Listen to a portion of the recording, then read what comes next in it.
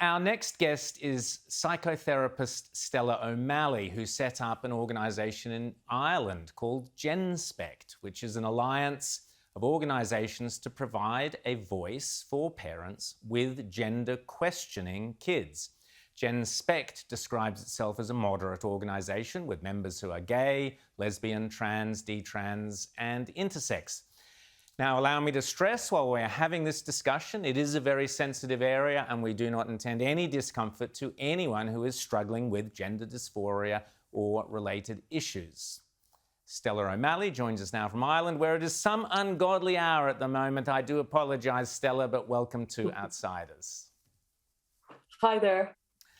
Now, tell us about GenSpect and tell us about your own experience, why you set up the organisation, what led to that. Happy if you don't want to use names, that's fine, but tell us the basic story and the support you've had and where you intend to go with it. Okay, well, when I was a child, I had gender issues, and like 80% of kids who do have gender issues, I grew out of them. And I left it behind. I didn't think it again. That was a long, long time ago. It was many, many years ago. And I ultimately qualified as a psychotherapist, and I did a film about this issue called Trans Kids, It's Time to Talk.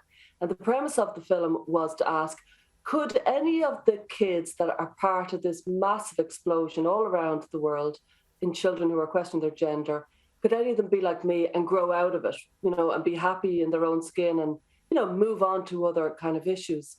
And it was a very difficult year. It was 2018, and ultimately the film came out, but we were shocked how much we were shut down. Anyway, from then, an awful lot of parents have contacted me over the years since 2018, always saying the same thing from everywhere, from Australia, from America, from Canada, from France, from Switzerland, UK, all saying, Sweden, Norway, all saying that they are very concerned about their children, that they feel that their children often have autism, ADHD, different kind of issues like that, and that they have fallen into a gender questioning scenario. And that's fine. That's perfectly fine. And we would support, any child who wants to explore their gender. I think they should be given all the room to do it. But they felt that these children, who were very vulnerable in the first place, weren't receiving the appropriate medical care, and they weren't receiving proper psychotherapeutic exploration. And instead, they were being affirmed and they were being fast-tracked down a very medicalized pathway unnecessarily, because these kids were honestly questioning in the first place, or else very, very unsure of themselves in the first place. And so because so many parents were questioning and so many parents were contacting me, I started up a parent support group. And we started it was a COVID story. I finally had time in my hands and I started it last year. We started with one meeting a week, quickly moved to 2 meetings, 3 meetings, 4, 5 meetings a week. And I realized, wow, this is ridiculous. There's way too many parents contacting us. They're all saying the same thing. And so we started this coalition of parents groups, because there's about 20 parents groups from all around the world, all saying that their children aren't receiving the proper medical care or therapeutic care. And the idea of GenSpect is that we're going to help the parents speak, because a lot of these parents are right in the middle of a family tragedy and right in the middle of an awful lot of distress. And a lot of parents are feeling really silenced. And so we want to help them by speaking up and by kind of saying their stories.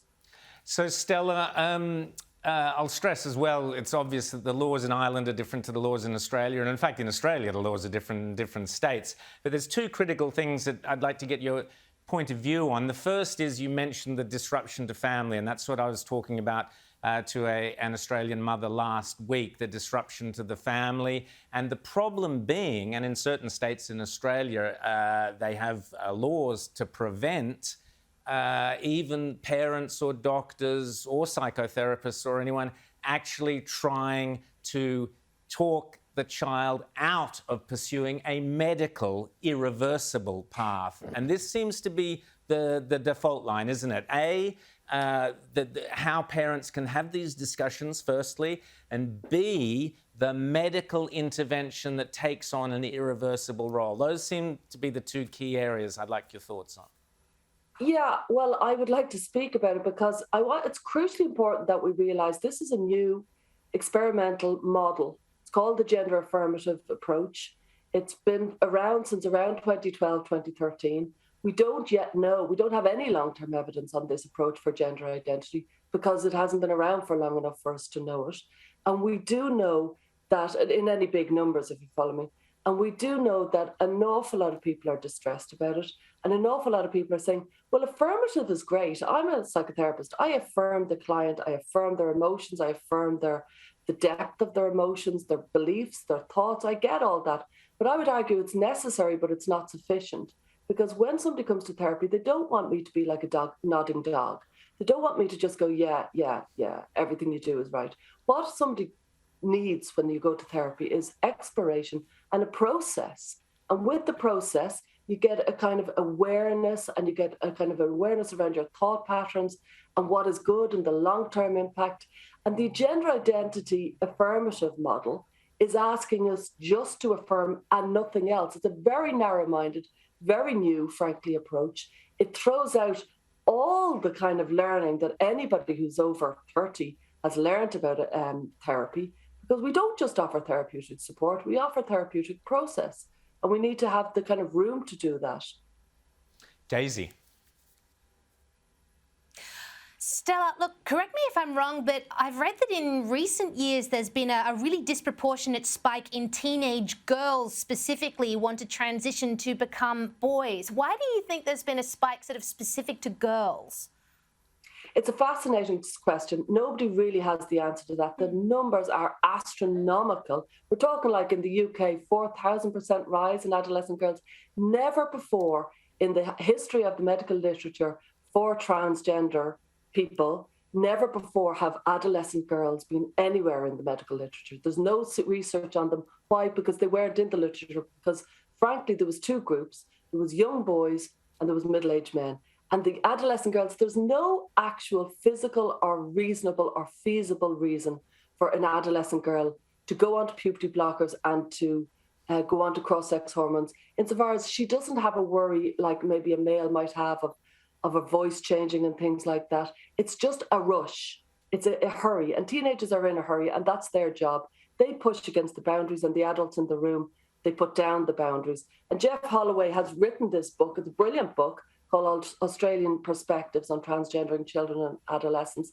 And the idea of this book is a collection of psychiatrists, psychologists, lawyers, doctors, all saying, hang on, let's look at this spike in numbers. Let's look at the fact this is a new cohort, and let's just slow it down and make sure that we're providing the best possible care for these vulnerable kids.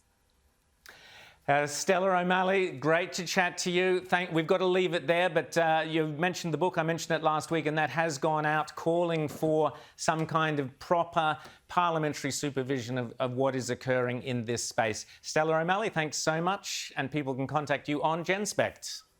Thanks. Thank you.